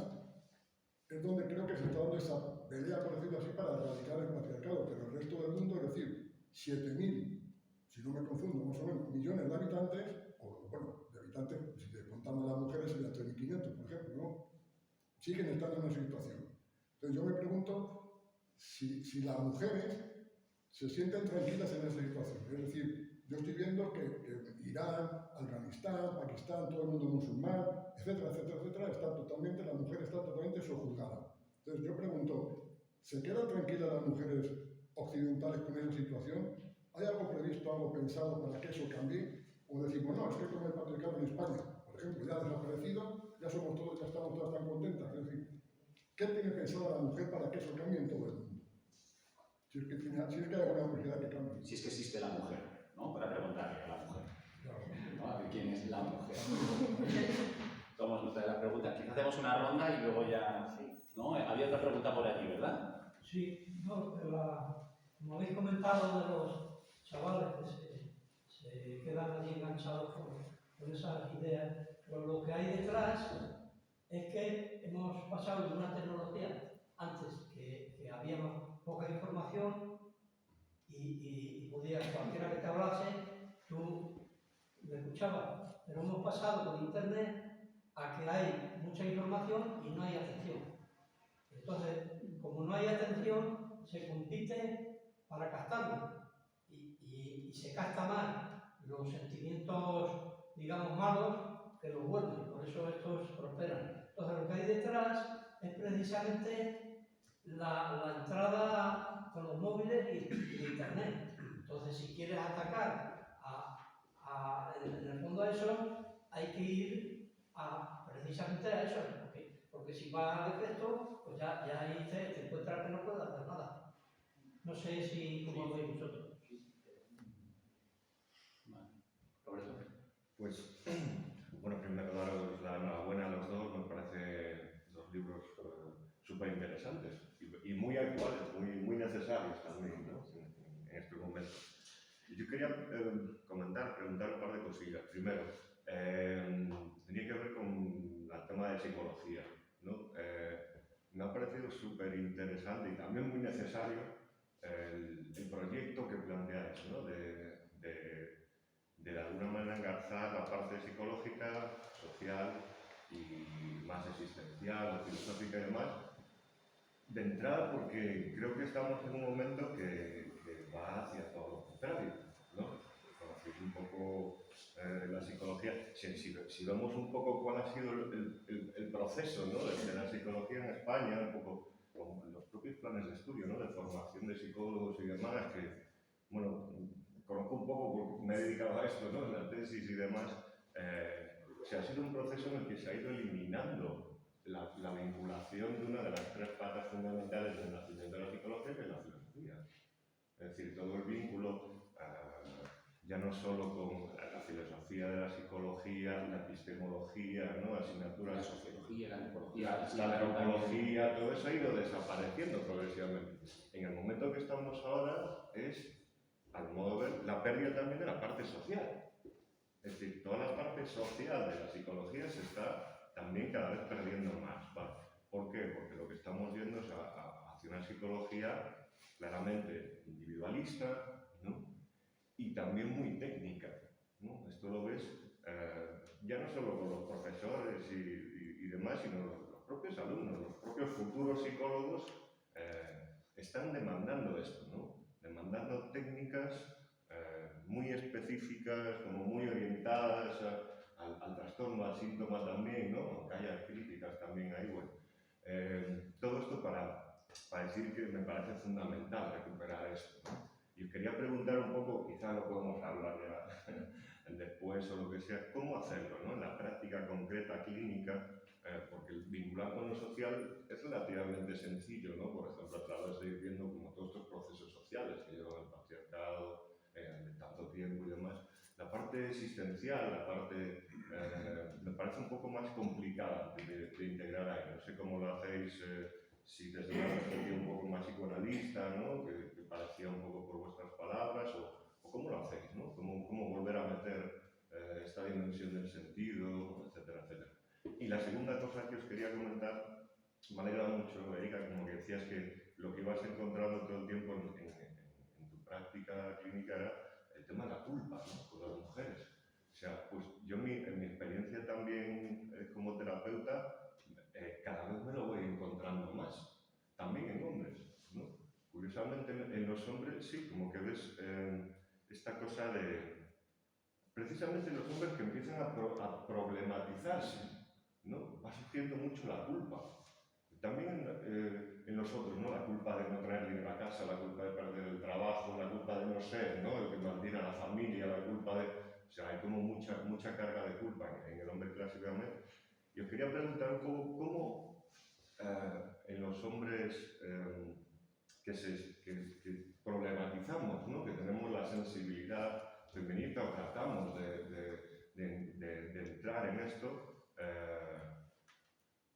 veo también como mucha culpa, ¿verdad? Me preocupa un poco como trabajarse desde ahí, ¿no? Y encima que es una culpa que se remonta muy para atrás, ya no son las 3 generaciones de los motes en los pueblos, ¿no? La culpa de ser hombre, ¿no? La culpa, una cosa que muy cristiana también, ¿no? Al final como, parece que solo nos podemos problematizar por ahí, ¿no? O en la educación de los niños lo veo y la verdad es que me preocupa un poco, ¿no? De cómo que los hombres eso son, y parece que la forma de trabajarse en muchos casos viene sobre esa culpabilización, ¿no? Y creo que aquí los psicólogos podemos decir cosas interesantes, ¿no? Porque parece que Freud siempre vuelve, ¿no? Y esto de la culpa que era un elemento tan central en él y te lo vas encontrando, ¿no? Cómo poder trabajarte o problematizarte o transformarte sin tener que entrar a culpabilizarte, ¿no? Sino, no sé si esto, ¿cómo lo veis? ¿De qué manera se puede hacer más? ¿No? No sé cómo repartir las preguntas. ¿Alguna más o venga? Sí, yo solamente, yo creo que se suma a lo que dice, una reflexión, yo como educador, sobre el vínculo, cómo establecer vínculos que no sean desde el poder, ¿vale?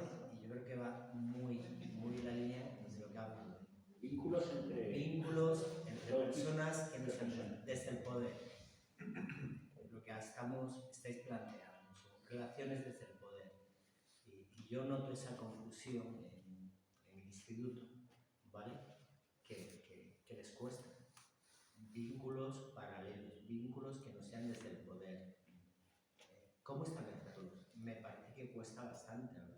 esa confusión que tanto en un libro como en otro aparece.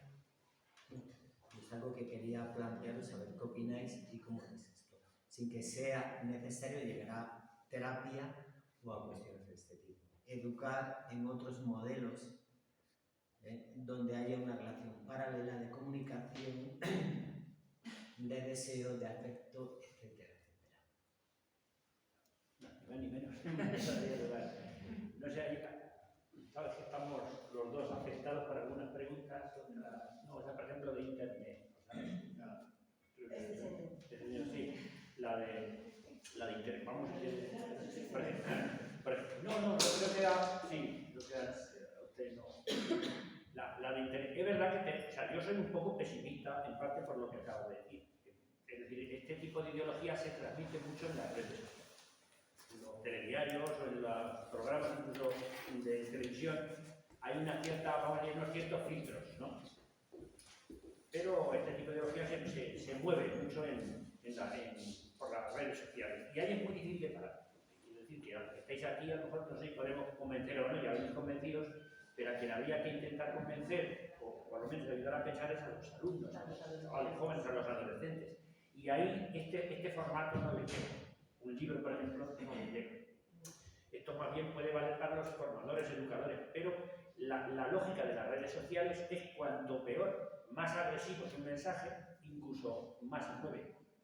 Por ejemplo, las noticias falsas se mueven 8 veces más deprisa que las noticias verdaderas. Entonces, a las redes sociales les interesa, en ese caso, lo que interesa es que haya movimiento, que haya audiencia. Entonces, ya tenemos por ahí que sus mensajes son más atractivos que los contrarios en las redes.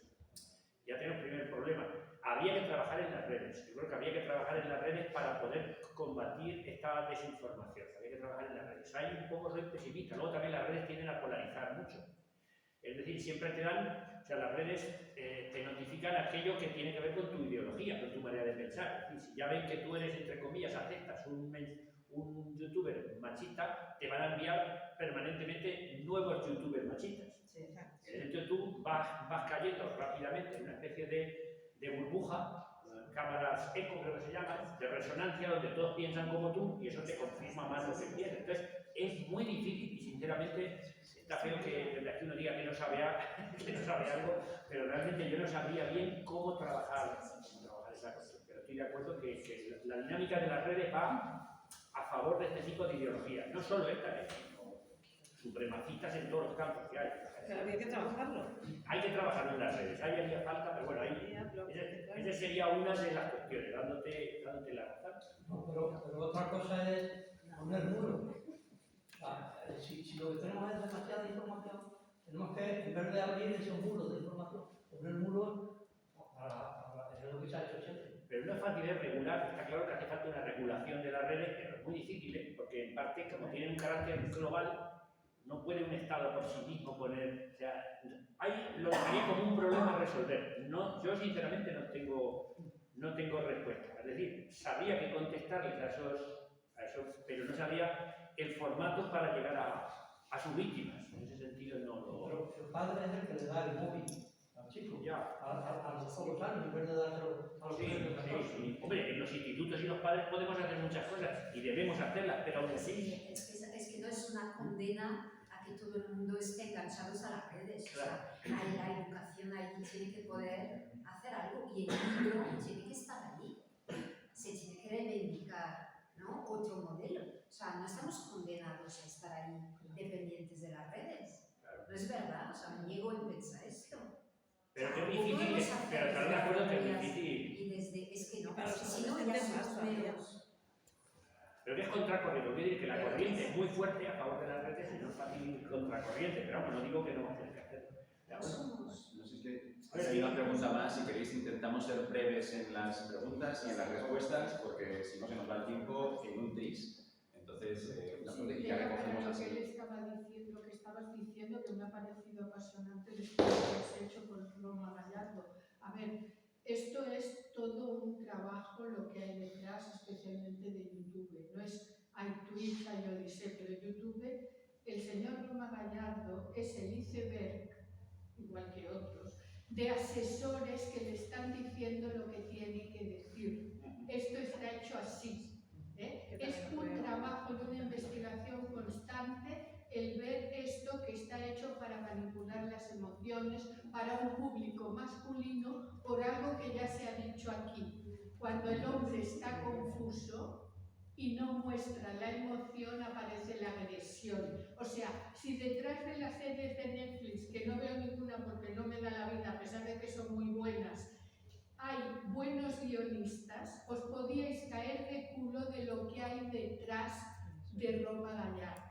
Lo digo porque esto es y van a fuego para allá a los niños, ponerles la emoción para que se salga la agresión.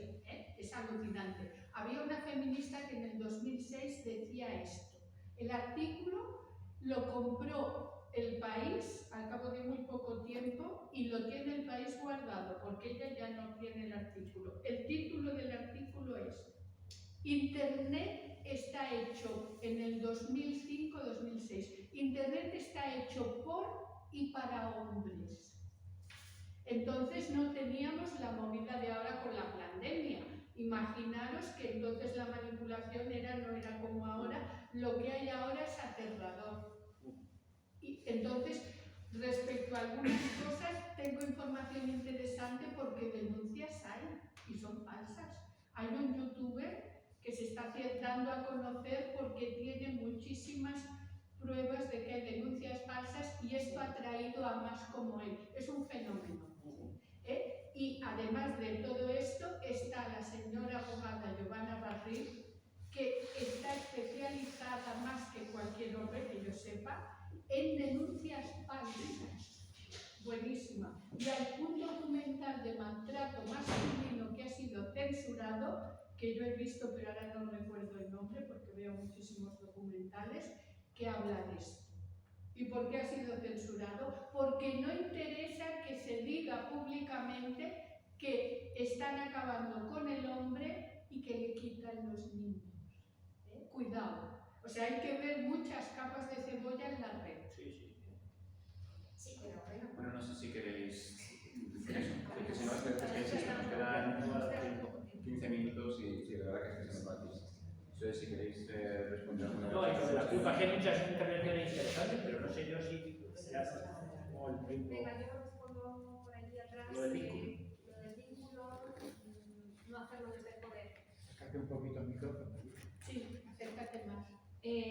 Bueno, yo aquí sugeriría de una forma muy breve empatía y compasión. Son las claves para empezar a relacionarse de una forma que no implique el sometimiento y el poder y la violencia, ¿no? Entonces, yo creo que esas son las herramientas básicas en contra de este tipo de forma de vincularse desde el poder. No sé si te respondo. Sí, mi experiencia, cuando les pides que muestren el dolor, ¿vale? Porque evidentemente en el poder hay quien sufre, les cuesta. Es todo bastante más complejo. En adolescentes, muestra tu dolor, o incluso yo lo puedo mostrar, poniéndome como referente. Y esto les cuesta mucho. Y luego hay un hecho muy evidente. Tiene que surgir de la persona, de ese adolescente en concreto, menor de edad. Es muy complejo. Es necesario, y estoy de acuerdo contigo, desde la compasión, desde la realidad, desde la emoción, pero cuesta mucho. Es que los adolescentes están programados para a partir de cierta edad no escuchan. Habría que enseñarles a gestionar también las emociones. No sé si es científico. en los centros de educación o en la familia, pero... Si hablamos varios a la vez no se escucha nada. Yo creo que lo que ha dicho ella a mí me vale bastante. La compasión, mostrar el afecto, la expresión, solamente que es complicado. Porque son edades... Apelar al sentimiento. Es decir, apelar al sentimiento me refiero a que hay un otro que sufre como tú y cuyos actos generan unas consecuencias en el otro. Porque en general en nuestra sociedad individualista nos adoctrina de tal manera que yo creo que no somos capaces de reconocer que hay un otro, ¿no? Entonces, por eso digo, apelar al sentimiento y apelar al sentimiento de que ahí hay un otro, ¿no? No estás tú solo. Sí, pero esto que decía, si en su casa no le enseñan a mostrar el dolor, con el profesor le va a costar mucho. Es necesario, yo voy a comentar y no quiero llevar más tiempo. Fue la semana pasada una alumna, pues a través de un dibujo de la muñeca. La niña me dijo, no, la señora se sube al edificio por la ventana y se tira, se mata y se llena todo de sangre. Había presenciado un suicidio y había una huella en ella muy expresar esto, emociones de este tipo, supone un trabajo, una capacidad de empatizar con el adulto, expresarlo en clase, situaciones similares, es muy... La confianza, tener confianza para contar. Empatía, son muchos aspectos. Y el individualismo, bueno, va muy en contra, no quiero... Y un par por aquí también, la de Agustín, me parece un tema muy interesante. No estamos tranquilas en Occidente, ya no solo porque estemos haciendo frente al patriarcado que tenemos, pero hay otras formas de patriarcado y hay asociaciones internacionales de mujeres que se ocupan del patriarcado en otras culturas, en la cultura islámica, por ejemplo. A mí me parece un debate súper interesante porque, claro, aquí nos topamos con cuestiones antropológicas, es decir, nuestra situación de mujeres aquí, por ejemplo, en España o en Occidente, es muy distinta a la de una mujer afgana, que la obligan a llevar un burka, o incluso en la sociedad marroquí, que más o menos de forma obligada tiene que llevar velo. Pero es que, claro, hay feministas que están a favor del velo, sin embargo, desde Occidente tienen otra visión diferente. Esto es un temazo, a mí me parece súper interesante, ¿no? ¿Qué es lo realmente reivindicativo? El velo, porque muchas lo usan también como forma de reivindicarse en contra de la obsesión y de oeste y del eurocentrismo, ¿no? Entonces, aquí hay muchas formas de feminismo contrapuestas y me parece un tema súper interesante, ¿no? Porque nos encontramos con cuestiones culturales propias de cada contexto, ¿no? Y luego por aquí, ¿cómo integrar la parte filosófica existencial? ¿Te referías a psicoterapia o...? En la práctica, sí. En la práctica. Vale. Como por dónde tirabais o ejemplos o... A ver, en la práctica, tarde o temprano nos encontramos con la angustia de muerte. Tiene que salir de alguna manera. En realidad es lo que subyace a todos los trastornos psicológicos. Entonces, siempre que una persona viene por, no sé, problemas de autoestima, en realidad lo que muchas veces hay debajo es una angustia de muerte, ¿no? Lo que siente amenazado es el yo. Pero son cosas que salen de forma natural, ¿no? En el momento en el que nos topamos con la muerte, ya estamos tocando temas más filosóficos, más existenciales y a partir de ahí, pues yo creo que el tema de la muerte hay psicólogos que dicen que no hay que hablarlo porque no hay nada que hacer, pero yo creo que sí que hay que hablarlo y hacer preguntas pues del tipo de qué te preocupa la muerte, porque el hecho del por qué a ti te preocupa la muerte de una forma particular tiene que ver también con tus propias experiencias vitales, ¿no? Nos retornan a las experiencias vitales y las experiencias vitales también hacen que tengamos una forma de afrontar la muerte, ¿vale? Con lo cual todo esto está ligado, ¿no? Lo psicológico y lo existencial está intrínsecamente vinculado. Perdona, por plantear lo de la culpa, el tema de la culpa, que hay una culpa, yo entiendo, vosotros, una culpa patológica, que yo creo que es contraproducente, o hay una cierta culpa que no necesariamente es patológica, ¿no?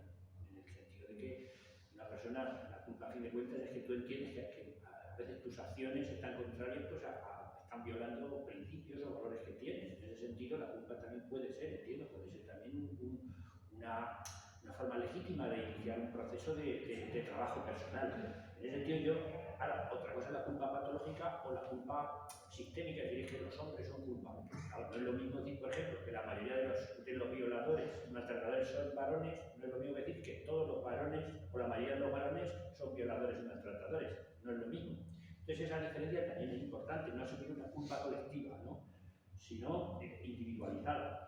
En ese sentido yo muchas veces lo digo, y quien no le parece bien, yo creo que los varones no somos culpables de haber inventado el patriarcado. Y el patriarcado lo hemos heredado, varones y mujeres lo hemos heredado, es una herencia que tenemos. Ahora, sí seríamos culpables de perpetuarlo y de mantenerlo, o de no hacer nada por transformarlo. Pero nuestra culpa tiene que estar más, no nuestra culpa, nuestra responsabilidad en transformar y no en asumir como una especie de culpa colectiva o la nieva, ¿no? Eso no es positivo ese mensaje, porque de hecho si es una culpa excesiva y patológica, lo que hace es que paraliza, no te lleva, soy tan malo, ya me puedo permitir ser, esto, yo creo que más bien es...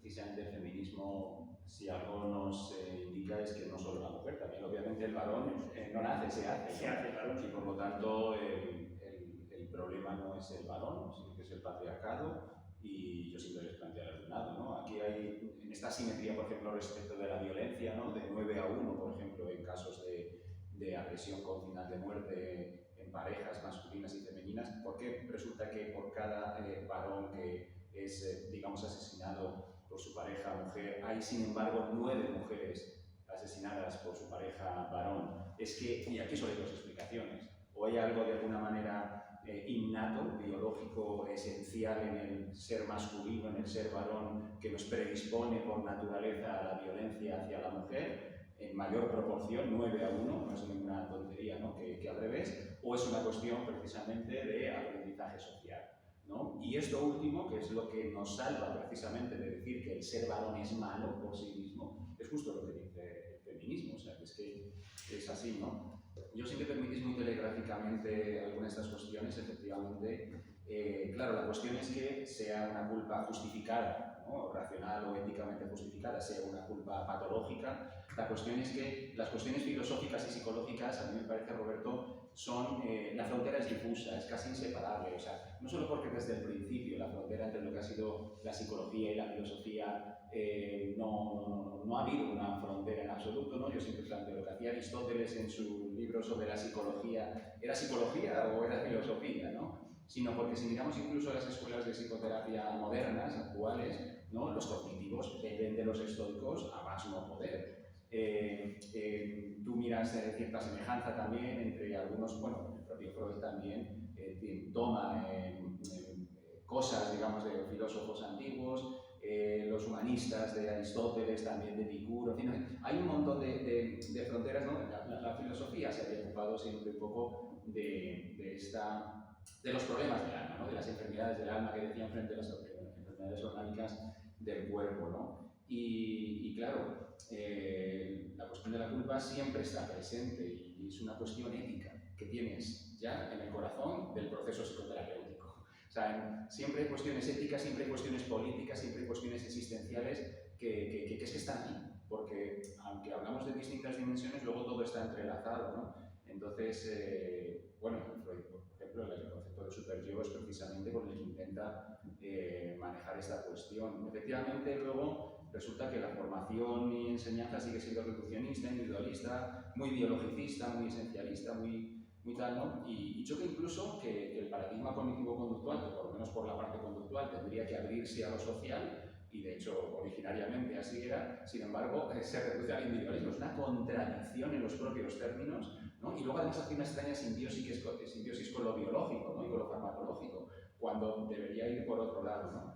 Y luego, por enlazar, ya digo, muy rápido, algunas otras cuestiones, lo del internet y demás, ¿no? Por eso es importante lo que ha hecho Feliciano, es decir, dar la batalla en su propio campo, ¿no? En el campo de los youtubers, de los tiktokers, etcétera, ¿no? Y aquí también cabría preguntarse por qué no han entrado más al trapo este, ¿no? A dar la batalla ahí desde el feminismo, muchas feministas, ¿no? Clara Serra, por ejemplo, sí lo hizo, ¿no? Hay un sector del feminismo que aboga por dar la batalla también ahí, porque no hay que dejar sin contestación según qué ataques, ¿no? Pero hay otro sector del feminismo que parece que no va por ahí, ¿no? Me parece eso importante ponerlo sobre la mesa, ¿no? El hecho de que haya varones maltratados, por cierto, y que no se atrevan a denunciar y que dé vergüenza, es también un problema del patriarcado, ¿no? O sea, es que esto es también precisamente algo por lo que uno debería ser feminista, precisamente para quitarse esa vergüenza si es un varón maltratado, aunque ciertamente son posiciones minoritarias, pero no por ello inexistentes, desde luego, ¿no?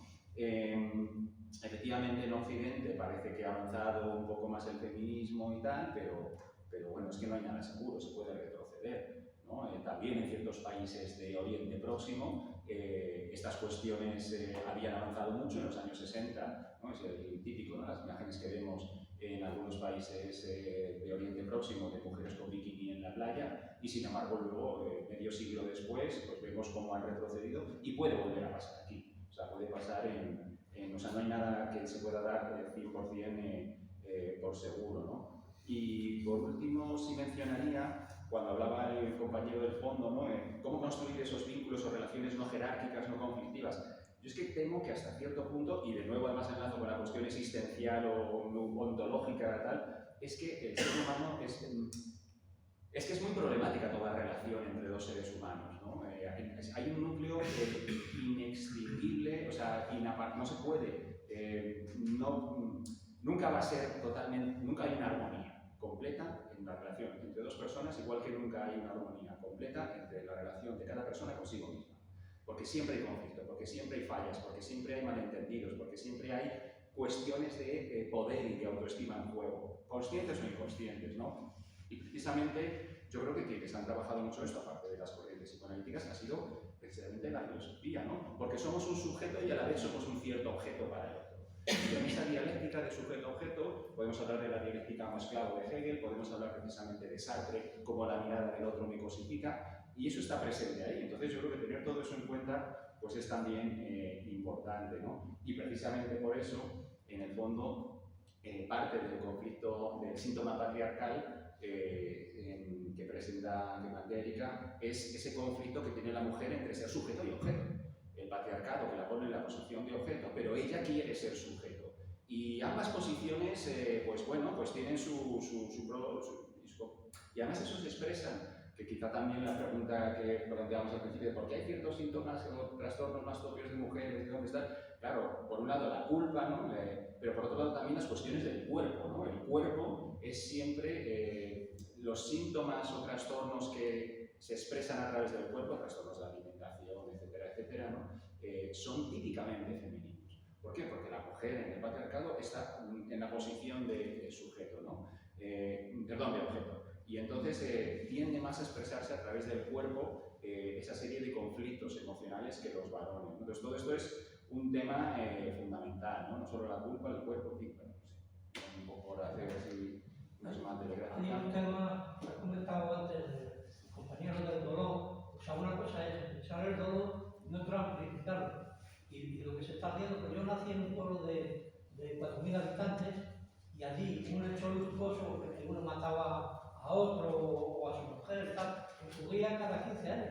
Pero es que ahora eso en la red es que ocurre todos los días. Y entonces lo que se está haciendo es amplificando todo eso y generando esas polarizaciones. Espera un momento. Tened en cuenta que cuando los que están abajo están sumisos, entonces no hay conflicto, claro, ¿no? Sean las mujeres, sean los trabajadores, sean los esclavos, cuando se intentan romper las jerarquías o estructuras establecidas, entonces, claro, hay conflicto, hay resistencia, ¿no?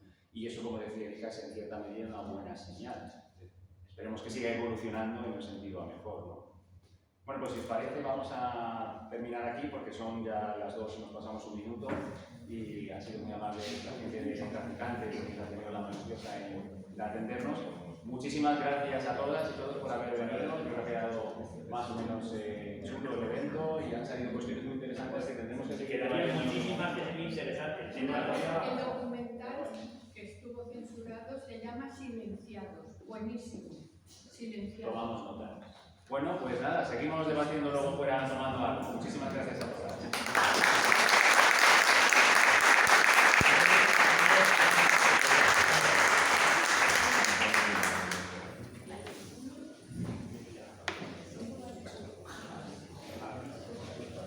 Por supuesto se pueden comprar libros, ¿eh? Es una librería para eso. Se contribuye a la lucha. ¿Lo tiro yo? Se contribuye a la lucha contra la No va a pasar nada. Le doy a stop.